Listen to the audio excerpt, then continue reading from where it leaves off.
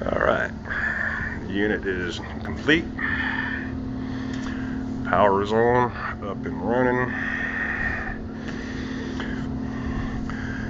Standard, got a water box down there, plugged in, safety's tied in. But this unit was put in sideways. Could not access the blower at all up in here. Take the whole thing out, turn it 90 degrees, put it back together. Transition ductwork, lots of butter up there, airtight, strong as ever.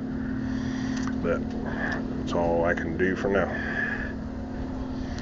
Take the door off there. PVC. Alrighty, turn that off, and we are good to go. Good to go.